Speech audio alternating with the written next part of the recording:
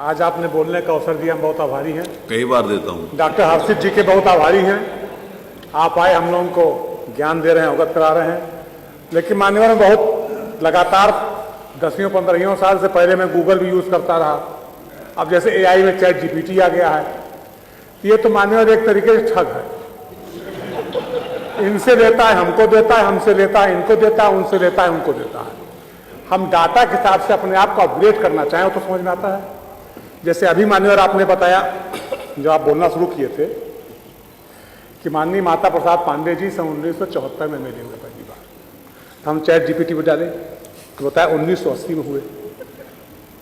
तब मान्यवर हम तो आपकी बात सही मानेंगे, हम चैट GPT सही नहीं मान सकते।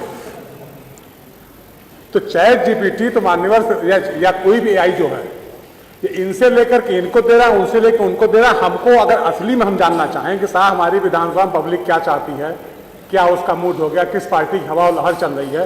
अभी मान्यवर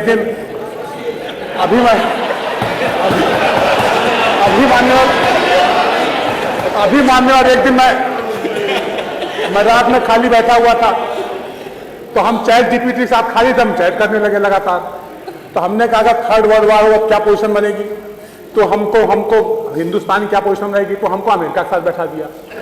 फिर हमने कहा कि अमेरिका के साथ कैसे हो सकता है, वो पाकिस्तान फेवर उन्होंने किया, पाकिस्तान परमाणु संसाधन उन्होंने उपलब्ध कराया, पाकिस्तान परमाणु बम उन्होंने बनवाया।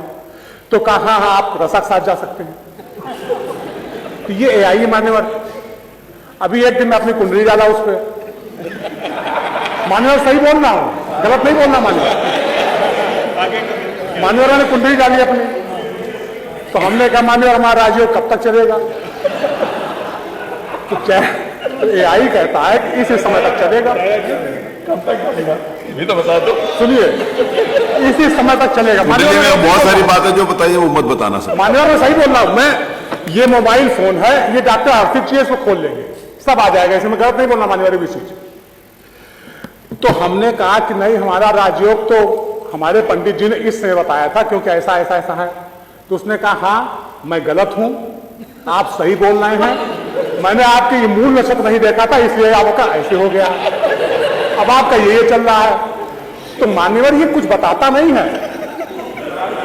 जो हमने आप बताया ना, इन्होंने अपनी जानकारी फीड की, उन्होंने अपनी जानकारी फीड की, उन्होंने अपनी जानकारी फीड की, और उसको डाटा इकट्ठा करके अपना गणित बैठा करके जैसा उसका सेट बैठ जाता है उस तरीके प्रस्तुत करने लगता है।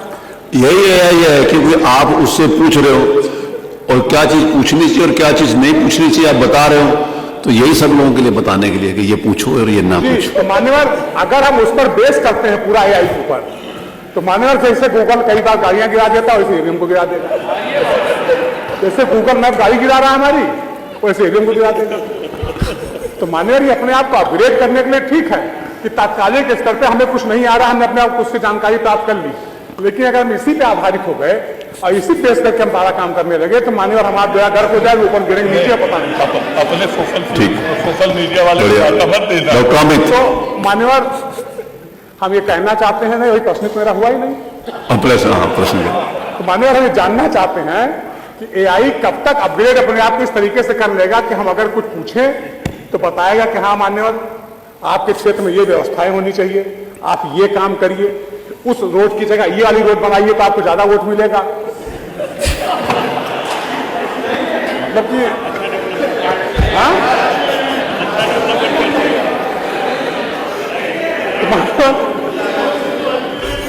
तो मान्यवर अब आप समझ सकते डॉक्टर साहब। धन्यवाद डॉक्टर अमित।